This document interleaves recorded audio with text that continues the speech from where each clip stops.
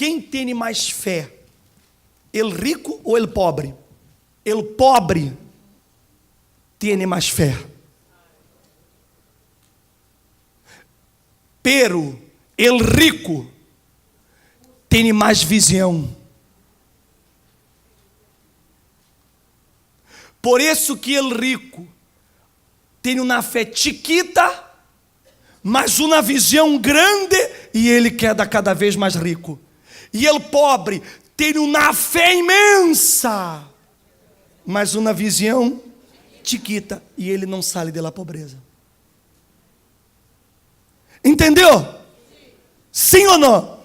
Você vê, se uma pessoa que já foi rica, ela perde todo, ela cai na bancarrota, na miséria, ela quebra, ela chega aqui na igreja quebrada, sem $1 no bolsillo. Essa pessoa, em pouco tempo, volta a enriquecer e recupera todo o que perdeu. E aqueles que chegaram pobres, continuam pobres. Por que motivo, bispo?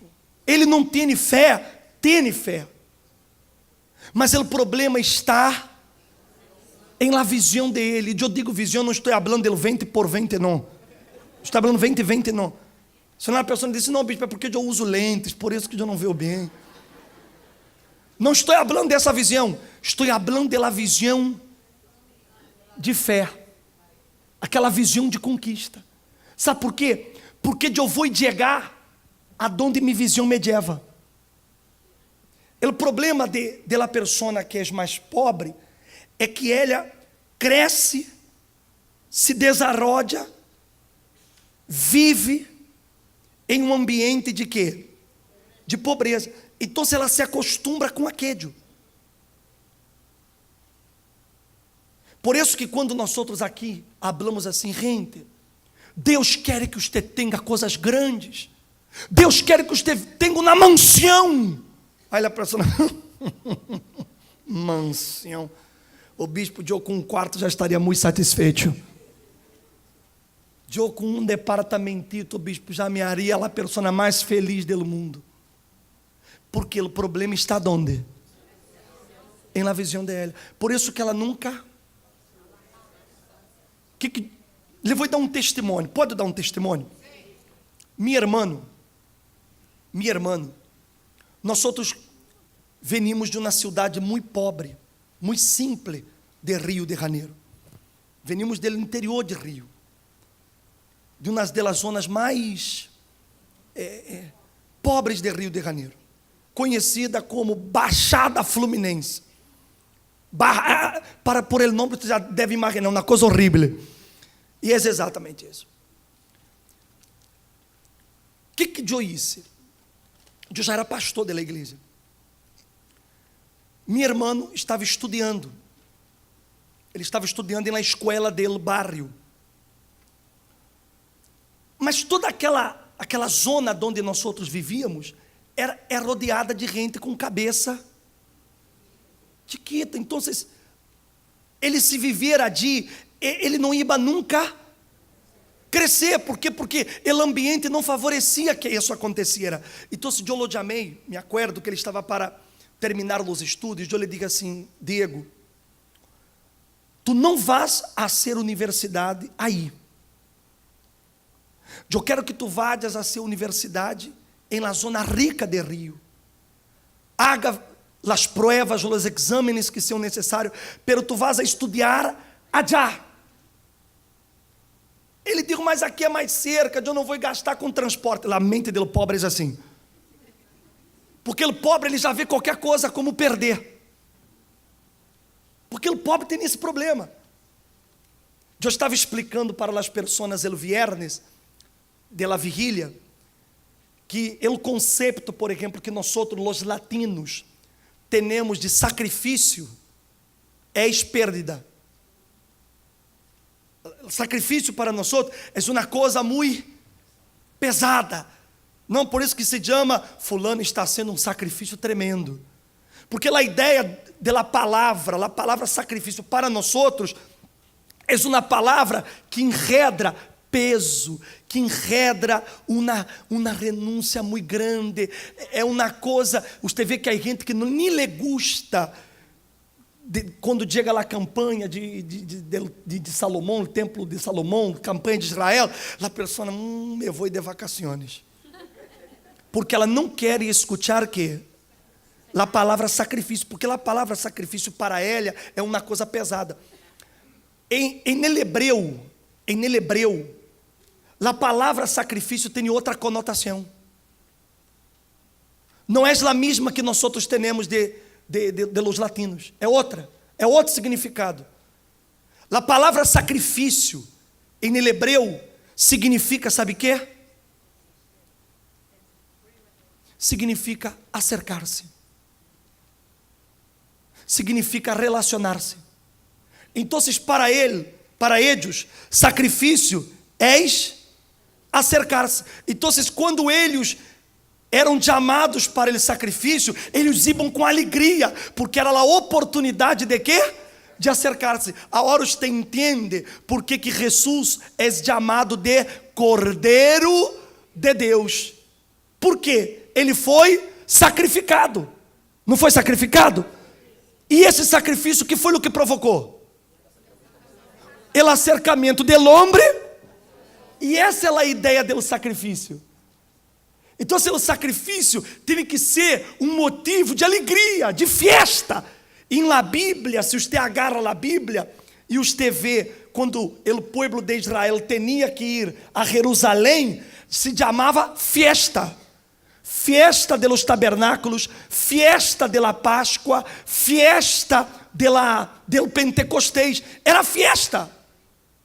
Mas essa festa era para que eles fossem ali para sacrificar. Essa era a ideia.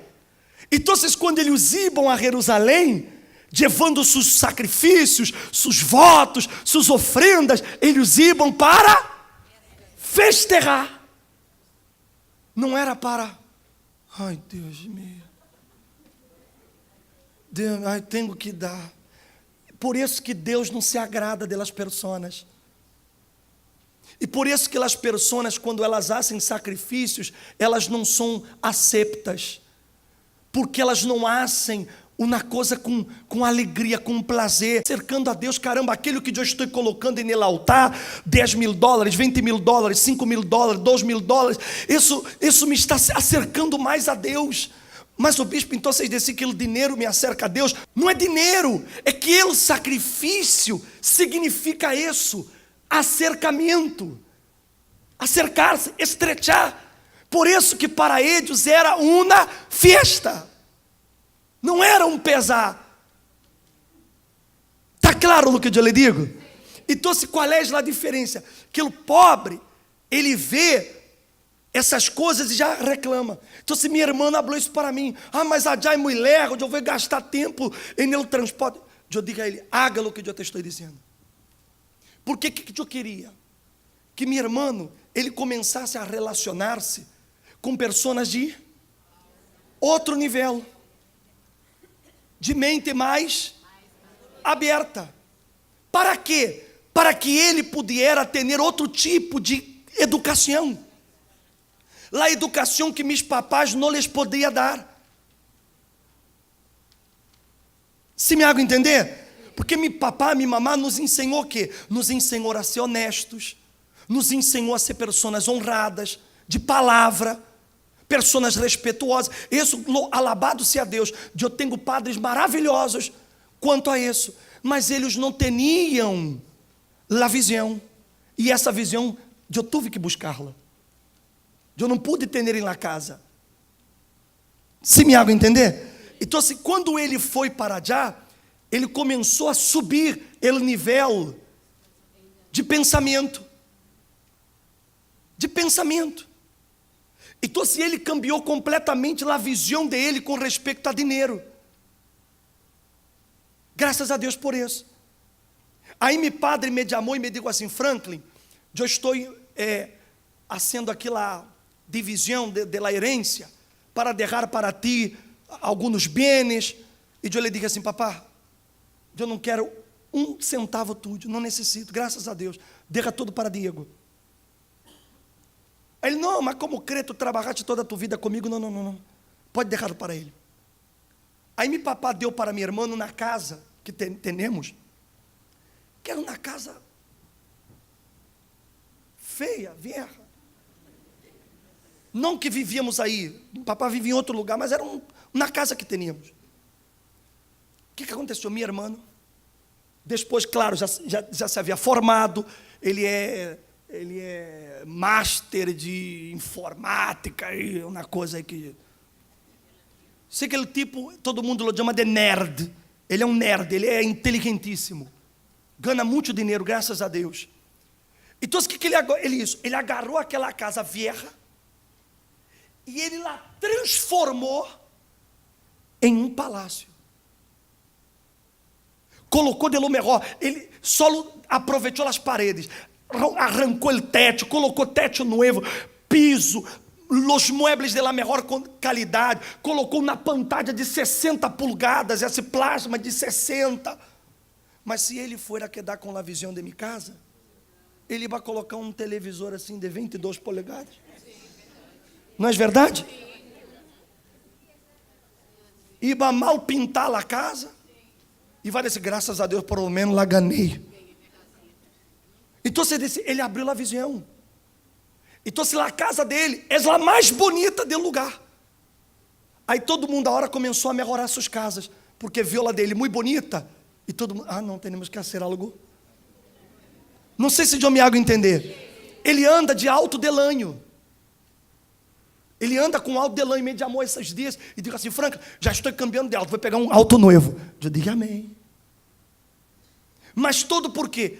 Porque ele começou a ter quê? Visão.